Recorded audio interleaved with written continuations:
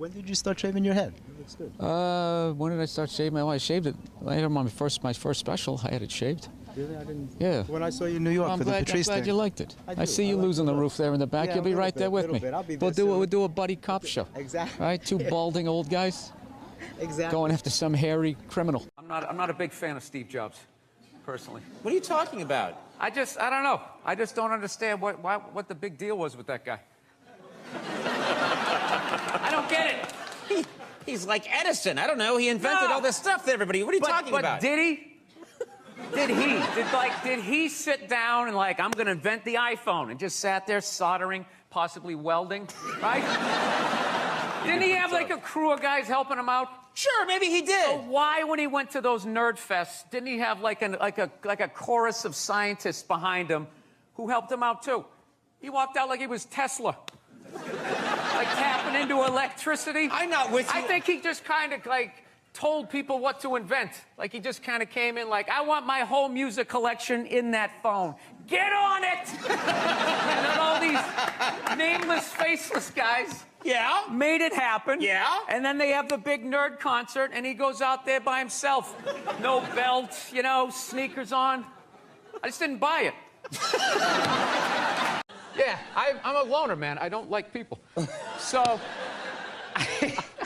Yeah, you're not lying. I don't. Yeah, I know. This Fifth Avenue during Christmas time, the thoughts that go through my head. The thoughts that go through my head. I just want to chop that tree down and watch it land on people as I walk over their heads. No! I do. That was the holiday season. No. You knew I wasn't going to stick to that. I was trying to be happy. I was trying to be happy. When you took it out on Philly, because they were a bad crowd. Oh, yeah. Your famous rant, which you've since said you like Philadelphia, and that wasn't the issue. You were just giving... People in Philly don't even remember. Basically, if you haven't seen it, I was doing a show for the Opie and Anthony radio program, and they had this show called The Traveling Virus, and we were doing these, like, 10,000 seaters, and we went to Philly, and they're notorious for booing people, and they booed the first guy off stage, and I went on, like, 3 hours after that. So by the time I got up there, it was a complete shit show. And... I don't know. They started booing, and I snapped and decided I wasn't going to leave, and I just attacked everything that they loved. Can women be funny? Yeah, of course. Will you guys just fucking grow up and just sit down and write your own horse shit and come up with it? Start your own fucking show. Have your own award show. Quit waiting around for other people to do shit for you. That's the fucking problem. If you guys had your own big club and I was standing outside of it, you'd never fucking let me in. I'd start my own shit. You guys got to start your own shit. You got brains in there, right? Yes, absolutely. So write your own shit and quit your fucking whining. We're all eating a giant shit sandwich out here. Nobody cares. I don't care.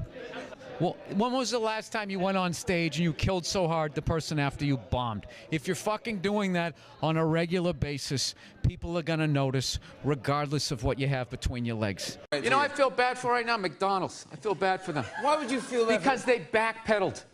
They allowed fat people to blame them. And it's just over. The second they made the salad, it was over. It was over. They said, you know what? It's our fault. It's our fault. It's our fault you're fat. It isn't. Everybody knows it's fattening. You don't order 50 sandwiches, right? But they're a business. If you order it, they're going to give it to you. That's not their fault. Yeah, and you think that that's it right there. Once they invented this, how is for when you get, it's for kids and for when you get hammered. That's what it is. You go in there, you eat, you get the bread in you. Yeah, at some point I was going to make a point here. That's why I keep looking at here, and I just realized I'm blocking myself out of the camera. I love that you have the jib camera for this, like it's an action movie. Let's swoop in at these two guys sitting in these unbelievably small chairs. I literally feel like I'm going to fall onto the floor. This is insane. You really went all out with the audience, though. They got full-size adult chairs. Are these like from the 20s before they had like horse tranquilizers in our food and everybody was like 5'1"? Yeah, And nothing's making you mad? Nothing. Oh, things upset me. Yes. I don't know. I don't want to look. I fly a lot, and there's this whole new thing of generation of people that take their socks and their shoes off on the plane. You got to look at their smelly feet, and then they'll literally stand up and they will walk into a commercial airline bathroom. Yeah, use it and then walk and sit back down again. That's not right. Yeah, if I was a dictator, those people would be eliminated. 3 times. I knew the second I saw the Christmas lights, I was like, I'm gonna bomb. I'm gonna bomb. This is not bombing. Not my vibe. No, this is your. Drives me nuts. This is festive. This is it. You're allowed to do this. It's not festive. It's fake. Okay? No. And you stick it in a box, and then you take it back out and you staple it up next year. That's what you do. I love this dude texting for the entire interview. It's just trying to keep the attentions on millennials. It's like impossible. Look at him. He's already got the chains. He's probably got his own record label. He's like making deals as we speak. He's got championship rings on. I don't know what you're doing, dude, but I want your life, man. You're crushing it. So are you in the process? I cannot get comfortable in this fucking chair. This is just like one of the worst things. This should be like in a museum, is like the prototype. This is what... This was the awful level of comfort. We went from a log to this, and then eventually they got cushions. It's another guy looking at his phone. I swear to God. Dude, the day Jesus comes back, if he ever does, if he's even a real person, like 90% of people are going to miss it. They're going to walk right. He's going to be walking on water, and they're immediately walking by him. They're not even going to see it. Oh, yeah, and there's a drop-off in fame for Jesus at that point. Everyone was paying attention. Now no one gives a shit. Oh, there we go. No, but now this is like the ego one. Now I'm going to be sitting above you. Yeah, you got to come with two. It's fine. It's fine. Sir, the one comedy through line that's working here is me shitting on this chair. Why would you take that from me? You're just totally going against the grain. I understand it. But you got on camera, so I think you get paid, even though this is online. You see Sugar Shea Mosley, one of the greatest boxers of all time, he's losing his championship belt in a divorce. Losing, yeah. It's like you're trying to break a man. Why does she want those? Right? Gonna break So a man. They go with their shoes. You know? No, and I love how when you get a divorce, all of a sudden it costs like 50 grand a month to give a kid Fruit Loops. Right?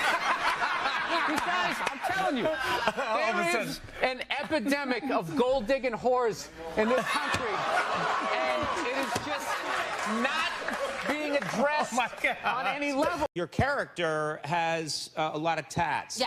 Do you get those put on? You have a tat that says... No. I have that's all my ink. I have this mic on, so. Yeah, that's all right. Be a gentleman and help me out with my coat. Hey, Conan, can you believe that marriage didn't work out? Gee, I can't believe your relationships don't work out. We recently got a pit bull, which I know a lot of people don't like because they ate a couple of kids. I understand. They're great dogs, unless you're a bad owner. If you're a psycho, which I am, you can mess them up. I didn't realize that dogs feed off your vibes. No. Like if you're cool, if you're chill, they're chilling. If you're sleeping, they're sleeping. But if you're a psycho like me, and you're watching the game on TV, and you're screaming at the ref, like, you gotta be shitting me!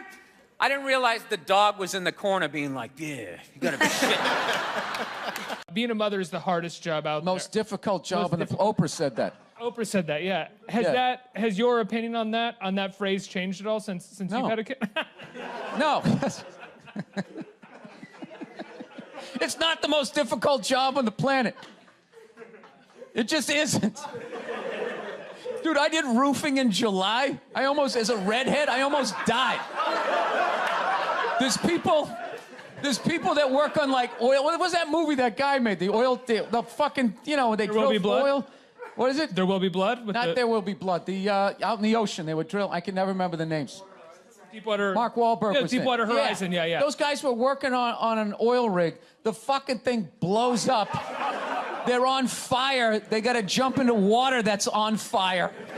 Salty water into their wounds. You got to swim out of that oil and fire and then tread water, praying to God that the Coast Guard is going to get there before the sharks do. Now talk to me about a toddler. Oh, he was so fussy today. He wouldn't eat his peas. So what's up with all these white kids now walking around trying to act like they're like gangster rappers?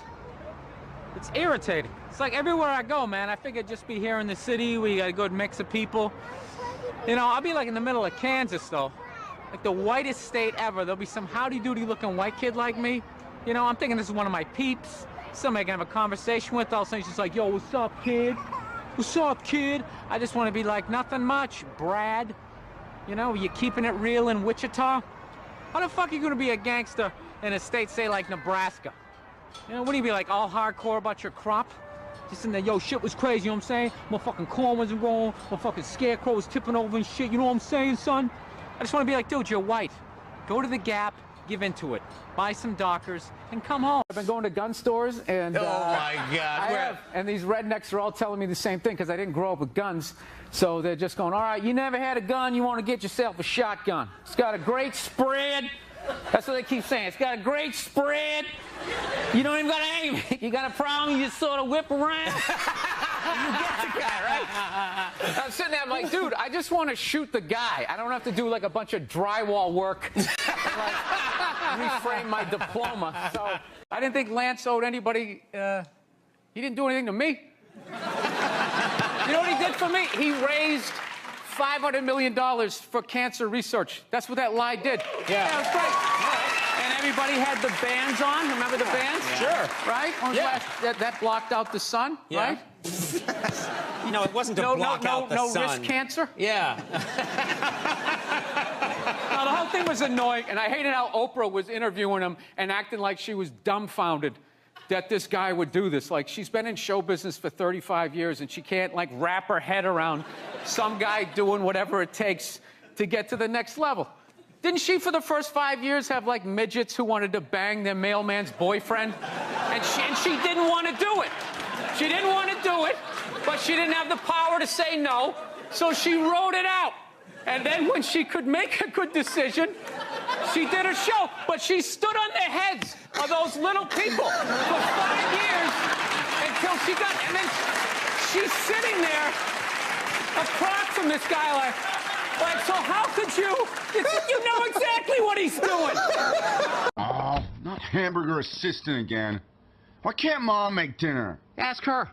She's the one who abandoned her post. Now after doing all the lady work, I gotta leave to go do some man work. And is anybody gonna get me flowers and tell me I'm beautiful? No. No one's out there marching for old Frank Murphy. He just watches the sands of his miserable life gather at his feet while his wife, the modern woman, throws on a pantsuit every morning and just... There's my worker bee. What is your go-to dance move when challenged?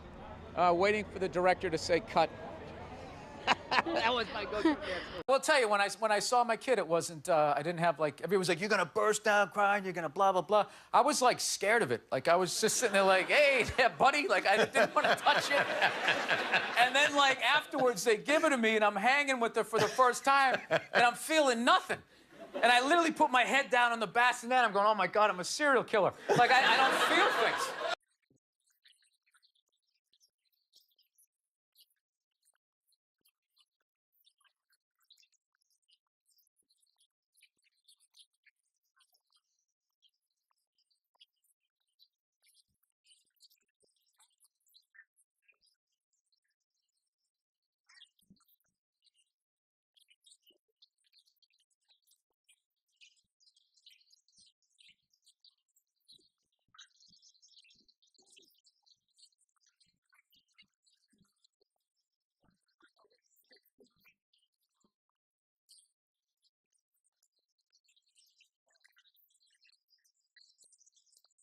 So, Bill, do you Google yourself? Because I was like Googling the show. No, God knows. I was Googling the show. I get trashed enough on Twitter. Do you know when I did the show last night? This is how like the millennials are, right? Somebody, I was wearing this exact same thing. You know, I'm on the road, so I got a nice stain on my shirt. So I was wearing this exact same thing. I go on Twitter, and somebody wrote, you know, Bill Burr last night dressed like an out-of-shape Jerry Seinfeld. What? So, like, yeah, I wrote back. I can't say what I wrote back. I wrote back. You did? So-and-so. Yeah, it's like, why don't you heckle me when you're there? On the show Crashing, very funny show, you play yourself. Yes. Is it hard playing yourself as an actor? No. That's what I've been doing my entire limited acting career. Like, real actors are like Anthony Hopkins, where he played that serial killer in Silence of the Lambs. Hannibal Lecter, yeah. Yeah, and then, like, the next move, that should have ended his career. Like, he should never have been able to see him as anybody else. And then the next movie, he played, like, John Quincy Adams, and he was literally John Quincy Adams. My buddy saw this thing one time John Travolta was talking about, like, just the walks. He's like, Vinnie Barbarino walked this way, Vincent Vega walk this way, like you know, whatever. The guy from Get Shorty walks this way, and I just remember hearing that, going like, dude, all my characters walk like me.